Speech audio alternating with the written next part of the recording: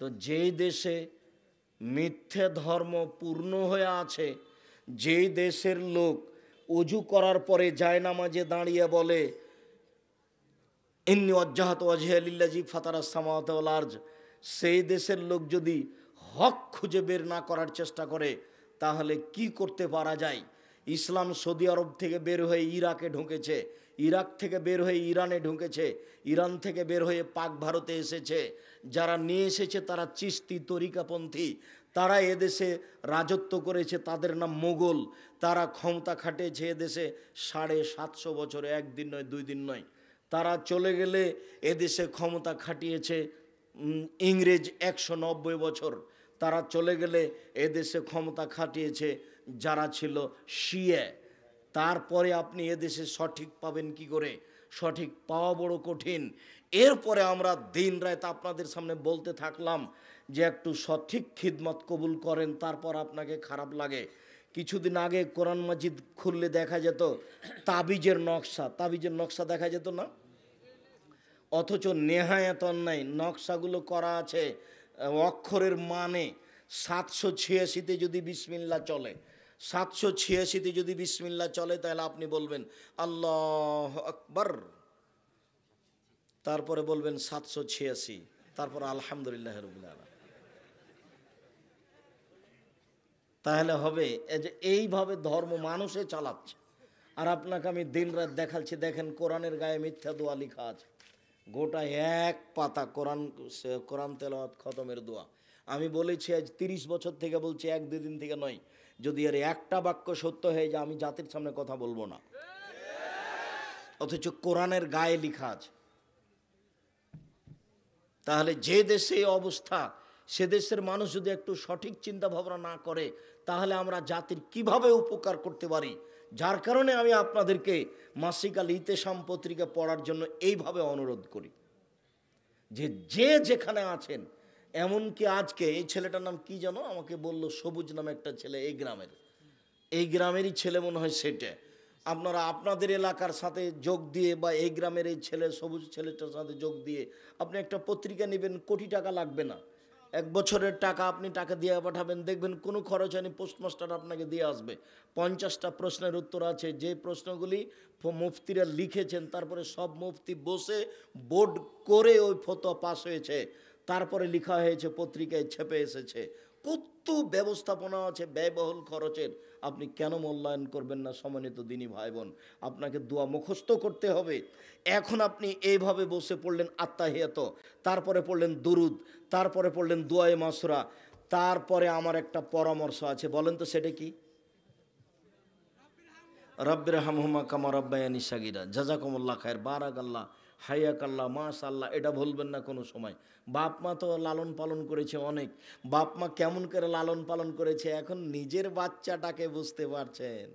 নিজের বাচ্চাটা একটু কাঁদলে লাফ দিয়ে উঠে যে কোলে নিয়ে চুমা খান, তাহলে বুঝতে হবে যে আমাকেও এরকমই করা হয়েছে। আর কত অসহায় আপনার বাচ্চাটা, পেশাব করলে কিছু করতে পারে না, পায়খানা করলে কিছু করতে পারে না, সব করা লাগে আপনাকে আর আপনার স্ত্রীকে। তাহলে আপনারও একদিন এরকমই দিন পার হয়ে গেছে। যার কারণে আপনাকে আমি এই দোয়া পড়ার জন্য পরামর্শ দিয়েছি। আরও একটা পরামর্শ দিয়েছি, এই ছেলে মনে আছে তোমার না? আর একটা পরামর্শ আছে, আল্লাহ 2 রাকাত সালাত আদায় করে আল্লাহকে বলতে হবে, আল্লাহ আমি এই দোয়াটা যেন না ভুলি, এই জন্য 2 রাকাত সালাত আদায় করে তোমার কাছে সাহায্য চাচ্ছি। বুঝা গেল না কথা? মনে হয় মানে এই দোয়াটা যেন না ভুলি তার জন্য 2 রাকাত সালাত আদায় করার জন্য পরামর্শ দিয়েছি। মানে 2 রাকাত সালাত আদায় করে আল্লাহকে কি বলবেন? আল্লাহ এই দোয়াটা যেন আমি না ভুলি, রব্বির হামহুমা কামা রাব্বায়ানি সাগীরা, হে আমার প্রতিপালক, তুমি আমার বাপ মাকে দেখো, বাল্য অবস্থা আমাকে যেভাবে দেখেছিল। আর তোমার মায়ের কথা আমি বলেছি, একদিন তুমি ছিলে তোমার মায়ের কোলে, এখন তোমার মা তোমার কোলে, কাজেই কখনো ধমক দিয়ে কথা বলবো না। আর এইটা বুঝাতে গিয়ে বলেছি যে রাজশাহীর মেয়র একদিন নদাপাড়া আমচত্বরে এসেছেন, তো শাহমকদম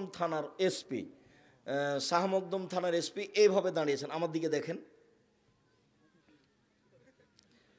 স্যার এখন আমরা কি করব স্যার? তো আমি দেখে অবাক হয়ে গেলাম যে ব্যাপারটা কি, এইভাবে তো বাপ মায়ের সামনে দাঁড়াতে হবে, তো এইখানে কেন? সেদিন তার দৃশ্যটা দেখে আমাকে অবাক লেগেছিল এবং আমার সব সময় মনে পড়ে যে এইভাবে নত হয়ে কথা বলা লাগবে, তার মানে সামাজিক উঁচু নিচু এরকম, অথচ এটাই ছিল মায়ের কাছে। ফালা তাকুল্লাহুমা উফিন ওয়ালা তানহারহুমা, কখনো তুমি বলতে পাবা না, কখনো তুমি ধমক দিতে পাবা না। অকুল্লাহুমা কওলান কারীমা, যা বলবে তুমি নরম ভাবে বলবে। অকফিজলাহুমা জানাহা যুল্লে, নত হয়ে যাবা। মায়ের সামনে দিয়ে হাঁটলে ধীরে হাঁটতে হবে, জোরে হাঁটা যাবে না। পেশাব করেছে পরিষ্কার করবে তুমি, পায়খানা করেছে পরিষ্কার করবে তুমি, গোসল দিয়ে দিবে তুমি, কাপড় বদলিয়ে দিবে তুমি, মেডিকেলে কাঁধে করে নিয়ে যাবে তুমি। তোমার বোনেরা চলে গেছে শ্বশুর বাড়ি, ওরা দেখবে না, আর তোমার বউ দেখবে না, কেননা তোমার বউকে তোমার মা গালি দেয়, গালি দেয়, এ কথাও ঠিক।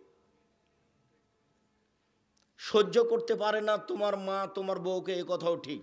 আর পরিস্থিতি সহ্য করতে দেয় না, তাই ঘুম থেকে উঠে তুমি দেখছো যে বাড়িতে সবচেয়ে খারাপ আমার মা। এখন কি হবে? ধৈর্যের পরিচয় দিতে হবে। এখনো তুমি জোরে কথা বলতে পারবে না, তারই নাম মা। একদিন মা তোমার কোলে ছিল, তুমি একদিন তোমার মায়ের কোলে ছিলে, এখন তোমার মা তোমার কোলে। আরও একটা কথা আমি তোমাকে বলেছি, সেটা হলো এই যে যেদিন তুমি তোমার মায়ের কোলে ছিলে সেদিন বারবার পেশাব করছিলে, তখন তোমার মা আদর করে একটু বলেছিল, এই অত পেশাব করিস কেন রে? এটা আদর করে একটু আঘাত দিয়ে কথা বলেছিল, একটু হালকা করে মেরেছিল।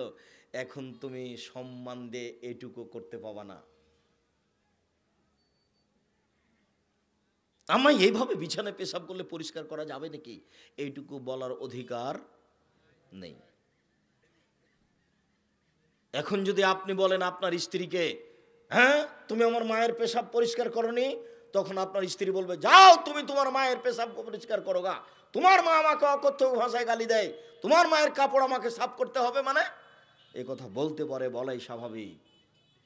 অতএব পেশাব পরিষ্কার করবে তুমি, পায়খানা পরিষ্কার করবে তুমি, কাপড় বদলিয়ে দেবে তুমি, কাঁধে করে তুমি নিয়ে যাবা তোমার মাকে। তোমার মাই তোমার কাছে পৃথিবীতে সবচেয়ে ভিন্ন ধরনের ব্যতিক্রম বস্তু, যার জন্য তোমাকে আমি দূরে কাজ সালাত আদায় করে দোয়ার করতে বলেছি যে আল্লাহ এই দোয়াটা যেন আমি না ভুলি। দোয়ায় মাসুরার পরে এই দোয়া পড়ার জন্য বলেছি, সাথে সাথে বলেছি যত দোয়া এখন মুখস্থ আছে সব বলে নেন। রব্বানা আতিনা ফিদ দুনিয়া হাসানাতাও ওয়া ফিল আখিরাতি হাসানাতাও ওয়া কিনা আযাবান নার। তাহলে ইহকালের কল্যাণ, পরকালের কল্যাণ। আর প্রত্যেকটা মানুষ বিপদে থাকতে পারে। আল্লাহ বলছেন দোয়া ইউনুস কেউ যদি বিপদে পড়ে বলে, যে কোনো বিপদে পড়ে বললে আমি আল্লাহ তাকে উদ্ধার করে দেব। বলেন তো দোয়া ইউনুস কি?